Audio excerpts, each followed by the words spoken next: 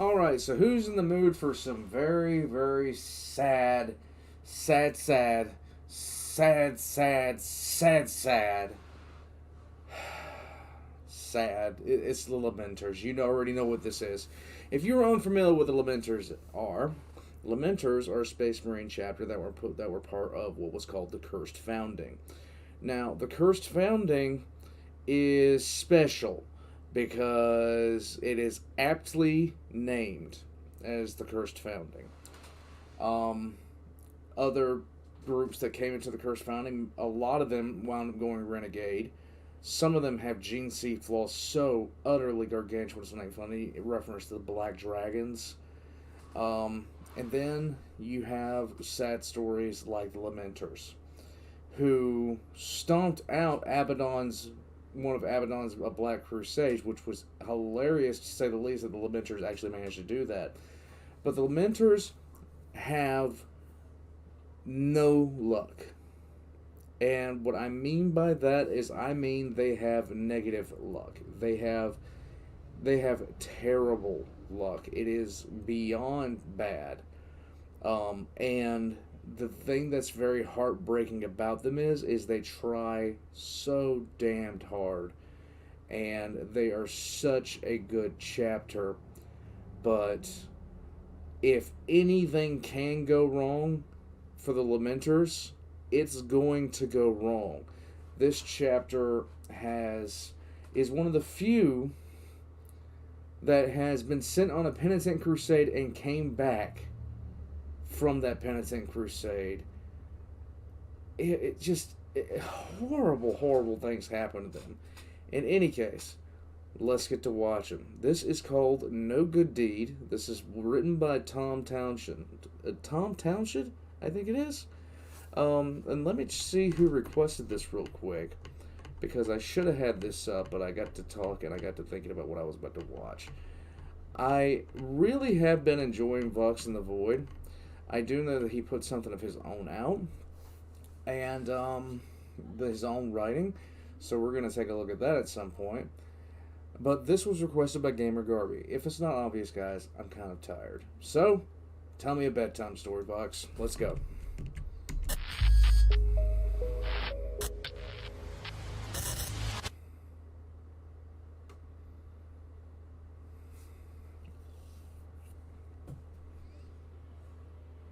Why, Writer? Why did you refuse such an honor? How could you have refused it? An honor bestowed upon you by the hand of Chapter Master Marneus Calgar himself, no less. I do not understand. You deserved it, brother. Beyond a shadow of a doubt. Throne, your whole damn task force deserved it. I lower the wine goblet from my lips and carefully set it aside.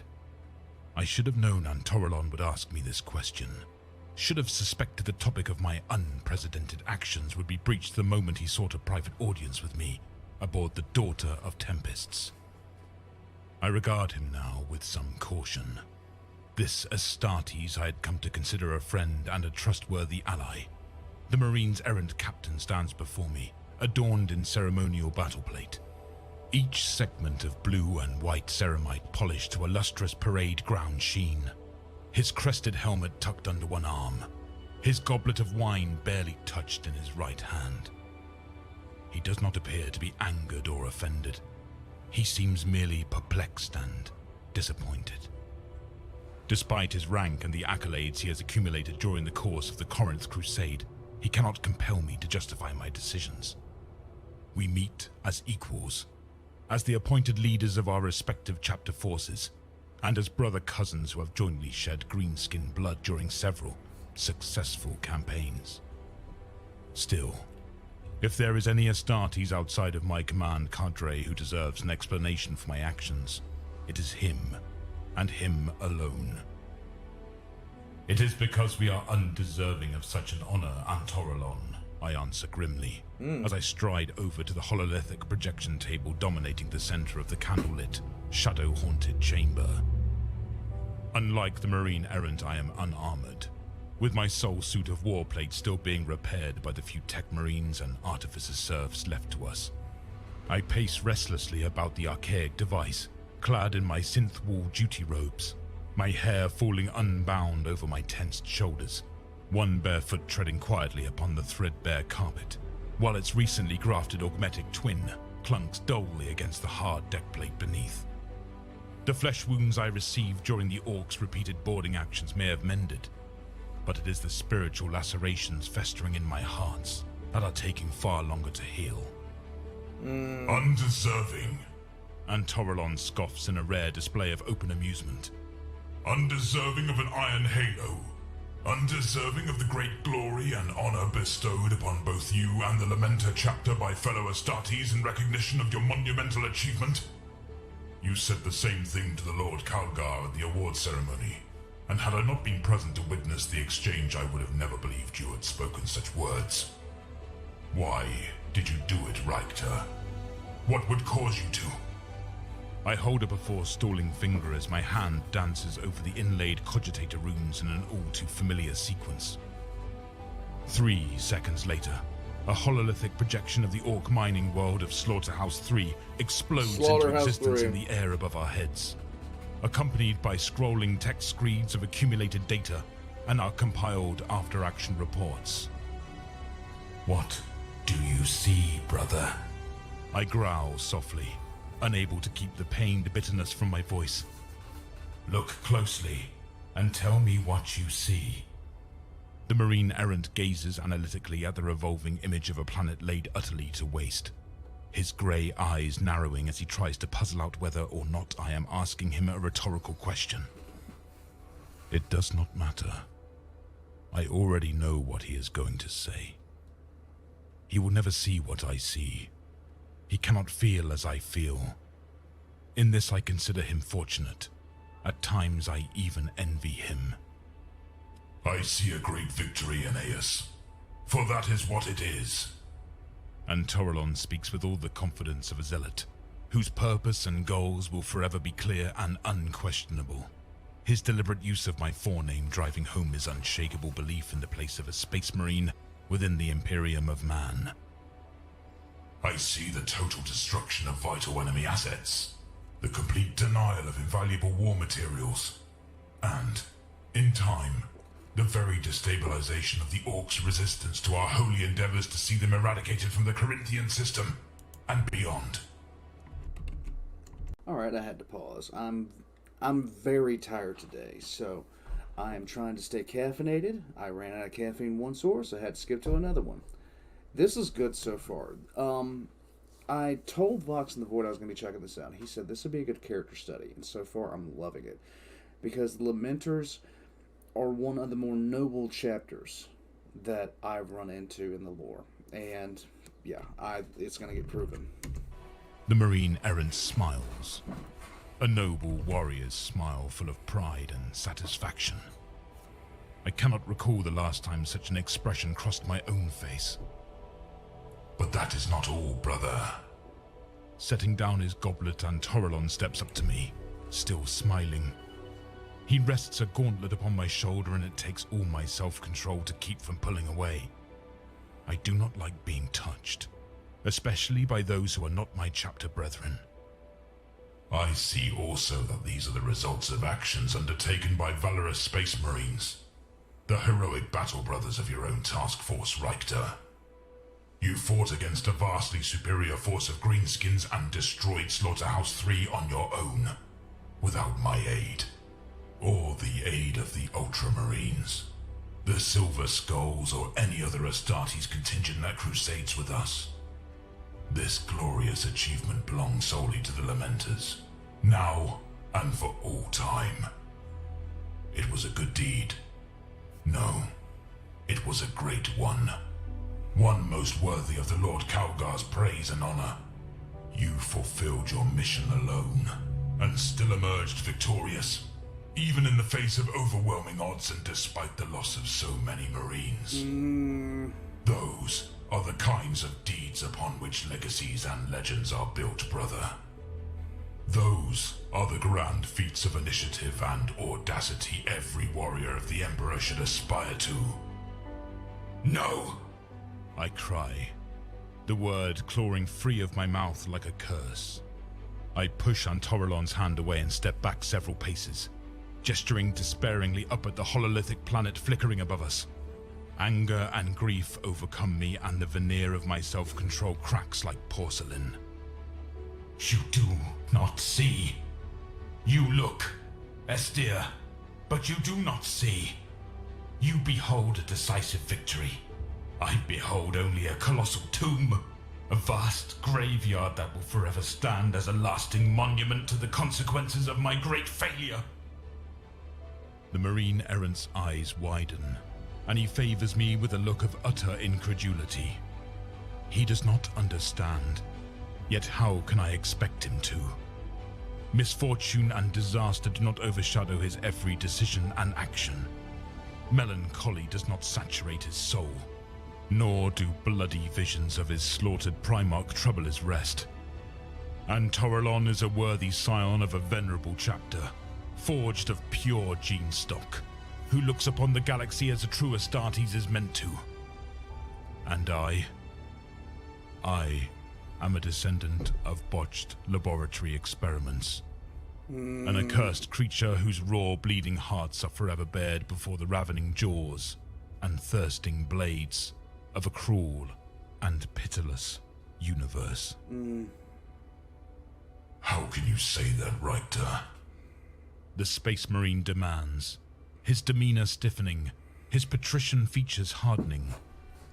What failure are you speaking of? I see nothing. When I gave the order for the seismic charges my battle brothers had planted in the depths of Slaughterhouse 3's mines to be detonated, I signed the death warrants of nearly 3 million mortal men, women, and children. I roar in anguish, unable to maintain my composure any longer. Were those enemy assets blaspheming heretics, Antorolon? Were they malcontent rebels seeking to cast off Imperial rule? Did they kneel in secret before obscene altars and lift up their hands to supplicate false gods? No! They were slaves. All of them. Prisoners, captured during raids on dozens of worlds along the eastern fringe, and funneled by their hundreds of thousands into the planet's mines to work until they perished. When I petitioned Crusade Command to be granted leave to attack Slaughterhouse, I did so in order to effect liberation, not merely to deny the Orcs a resource-rich world. I pause in my tirade and take a deep, forceful breath, running a trembling hand across my saliva-wet mouth, blinking in alarm as pulsing tendrils of the brightest crimson begin to writhe across my vision. Heedless of my dignity, I fall to my knees, clawing at the carpet as I struggle to regain control of my emotions. Both my hearts are hammering, fit to burst, and my strained muscles are slick with sweat. I grit my teeth in agony, wishing desperately I was in the crucible of battle once again, drowning my unceasing sorrows in oceans of Xenos blood. Red-tinged tears course freely down my cheeks. Unsettled, the Marine Errant backs away, his free hand dropping instinctively to his holstered bolt pistol. Concern and revulsion warring across his face in equal measure. But you did liberate them, Aeneas. They all died as they wished to die, as free men and women, thanks to the sacrifices of your task force. Despite his own alarm, Antorolon still attempts to console me now that the full extent of my inner turmoil has been revealed. You could not have foreseen you would end up freeing such a vast number of slaves. It was no fault of your own that you did not have enough ships to evacuate them all, or that the Orc reinforcement fleet would not give you the needed time to do so. He wouldn't see it that way. No one blames you for failing to save them all, Richter. No one except yourself. The Lord Calgar wanted to award you with an Iron Halo in recognition of what you did manage to accomplish. Contrary to the rumors, he did not offer it as a consolation prize, nor to assuage his own guilt for refusing to provide assistance. Rumors? What rumors? I snarl as I rise. absently wiping drying tears from my face as a measure of restraint returns, and shame takes hold of me for having behaved in such a manner in the presence of an outsider. I seize Antorolon's goblet and quickly drain the remainder of its contents.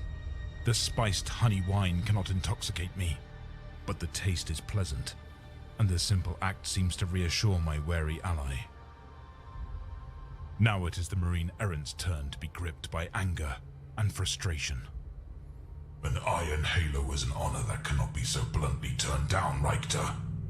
Yet you have done so. Rumors are making inroads. Dark rumors. Because you declined to give a concise reason for refusing the medal, many Astartes amongst the other chapter forces, and more than a few Ultramarines, feel aggrieved and slighted on Calgar's behalf. Some are saying you did it deliberately, to insult the Lord of Macragge for refusing to lend further assistance to your mission, despite him agreeing to it. Others are claiming your actions were motivated by arrogant pride. That such an honor bestowed by the hand of the greatest of living chapter masters was not good enough for the daring Lamenter captain, who had achieved one of the most strategic victories of the entire crusade by the skin of his teeth. A few bastards have even held forth that Calgar offered you the halo out of guilt for not providing you with additional support, thereby unknowingly depriving the Ultramarines of their chance to partake in the glory. Antorolon sighs and shakes his head. All I want is to know the truth of the matter, Aeneas. I see now that the halo means nothing to you. Yet I know you are a man whose hearts are devoid of arrogance, and I've nearly come to blows with several naysayers in the defense of your honor. Will you not entrust me with the truth, brother? Will you not just tell me why? I make my way to a chair and collapse into it, feeling as worn and weary as my battered battle barge. Antorolon relaxes somewhat, and removes his hand from his sidearm. Rumors. Of course there would be rumors. Yeah. Of course they would reach the ears of the Marines Errant. Of course my ally would seek to defend me against slander and unjust accusations, even though the Ultramarines are his chapter's progenitors. The captain is a worthy friend, one I do not deserve. I will tell him the truth. I will confess it to him, though doing so will cause us both nothing but pain. Blood of Sanguinius. Why did he have to ask? Why couldn't I have been left alone to mourn and nurse my wounds in peace? Rumors or no rumors. The truth of the matter is that I am ashamed, Antorolon. I raise my head and meet his gaze, my bloodshot eyes boring into his. Unable to stand the sight of an Astarte so tormented by such human emotions, the Marine Errant averts his face. Do you think it was a decision I made lightly? I was tempted to accept the Iron Halo, tempted as any other Space Marine to bask in the adulation and acclaim of my peers, for even a Lamenter still possesses a warrior's dignity, and a warrior's pride. But as exalted as Marnea's Calgar may be, he is not my liege. Come the Crusade's end, and my men and I will eventually return to the Mater Lacrimarum, whereupon I shall be expected to kneel before Malakim Phoros, my chapter master, and give a personal account of my deeds and the deeds of my battle brothers, both those living and those dead, and...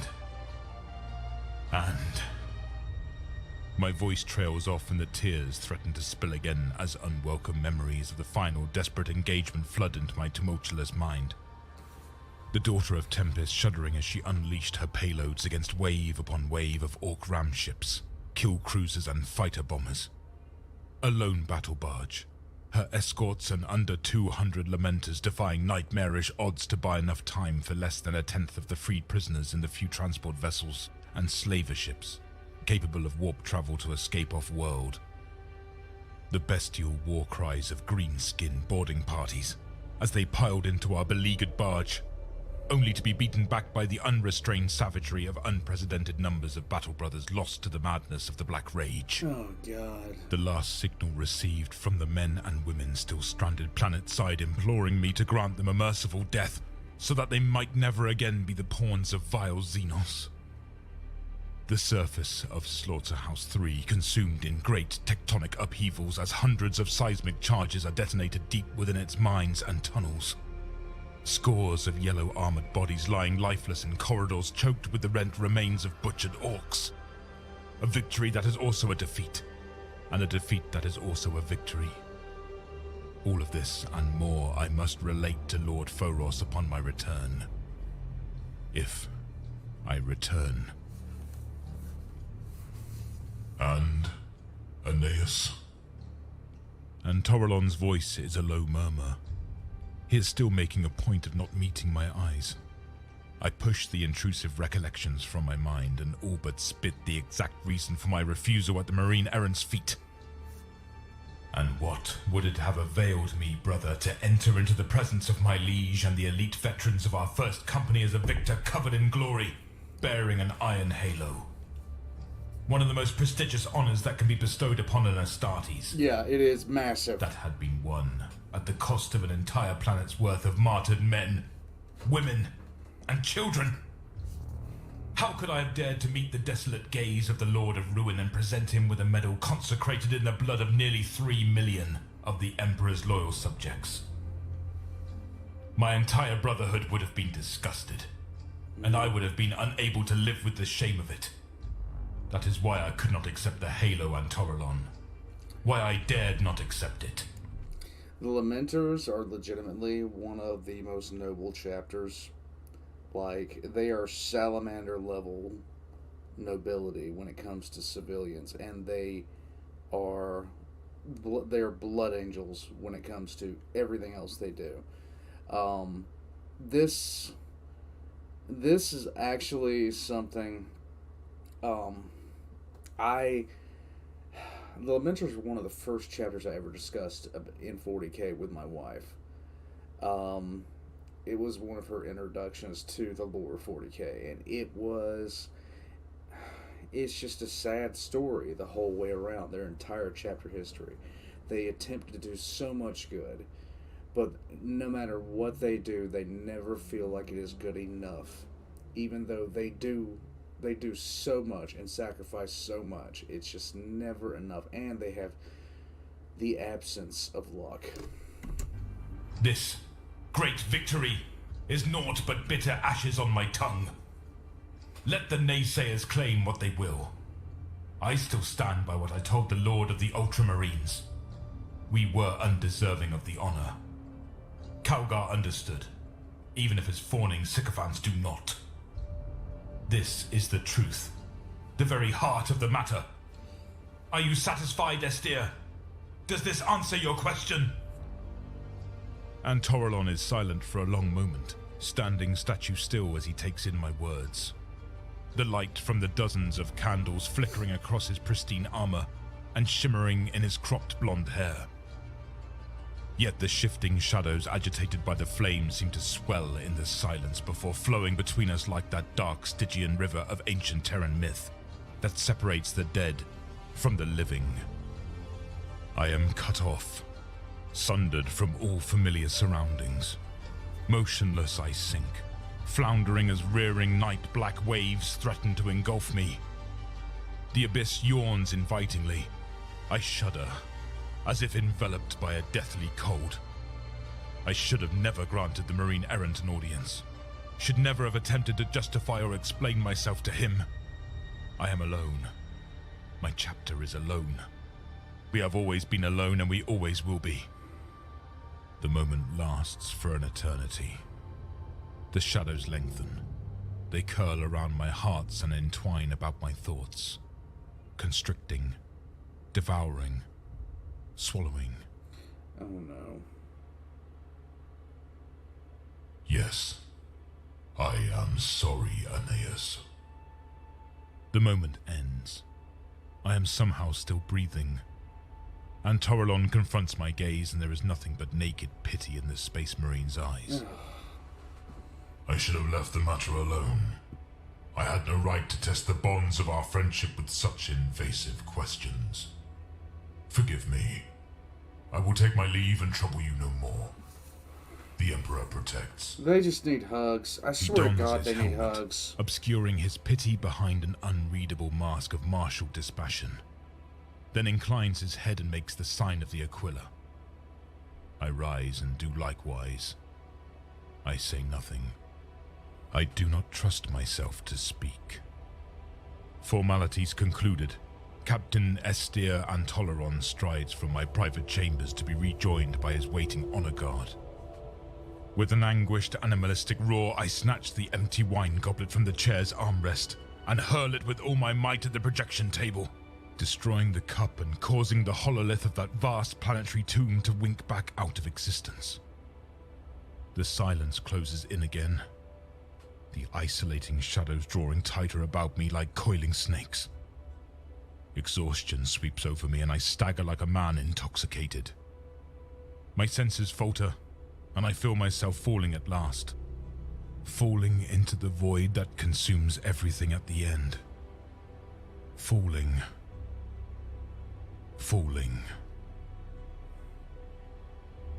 Then I am caught.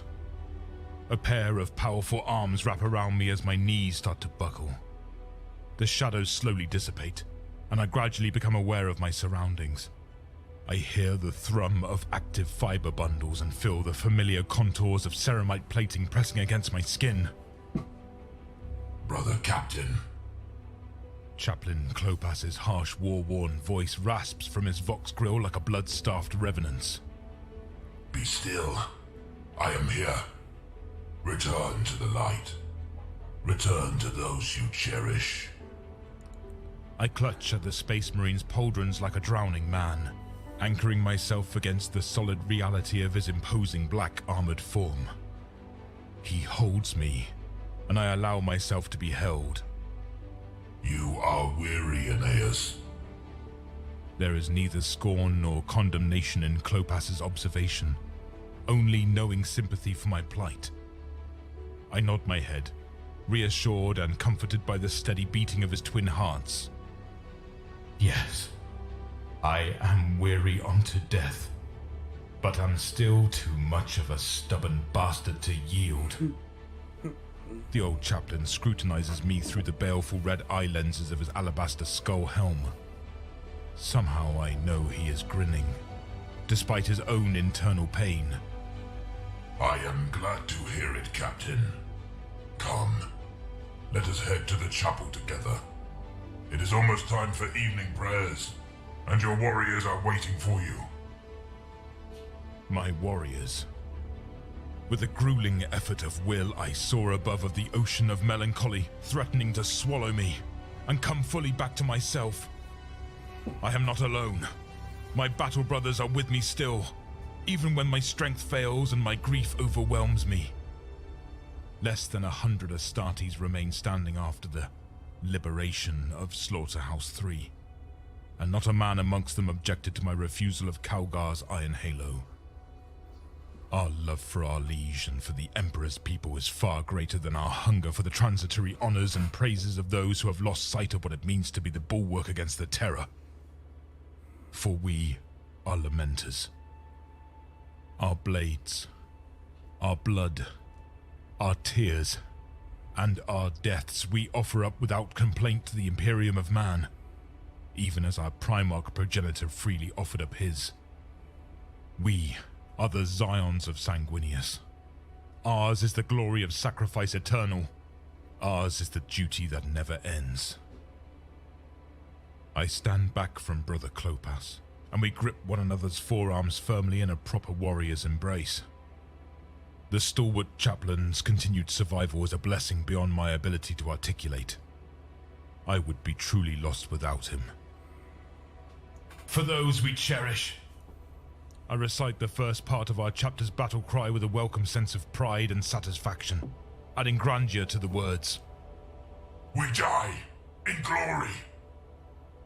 Clopas finishes with a guttural cry of pious defiance. Then he draws his ancient Crozius and brandishes it over me reprovingly.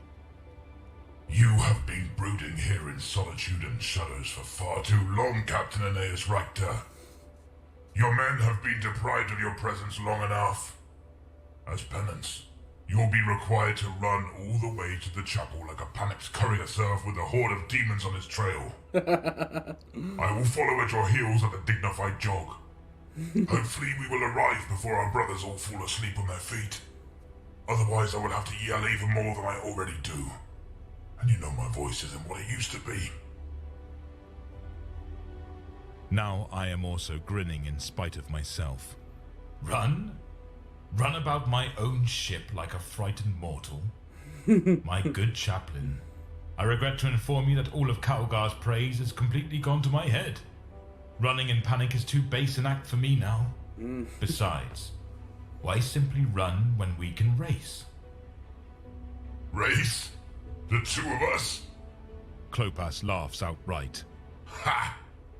You are an arrogant whelp, Aeneas. It is quite hopeless. I will best you quite handily, for I am fully armored while you might as well be naked. Victory shall be mine, even if I gave you a 10-second head start. Aye, Aeneas! I am already hurtling out of the chamber and dashing down the corridor as fast as my legs can carry me. My robes streaming behind me like grey wings. Last one to the chapel is a mortifactor! Ooh. Clopas comes charging after me like an enraged bullgrox, bellowing colourful castigations at the top of his lungs. I put on more speed, feeling every fibre of my enhanced body surge anew to vigorous life. My pounding heart's almost giddy with pure delight. It is as if I am regressing back to the long-lost days of an unremembered childhood. I throw back my head and laugh with the blended joy of both a boy and a god as I race from the darkness back towards the light and to the cherished warriors awaiting me to lead them in deeds of glory once more.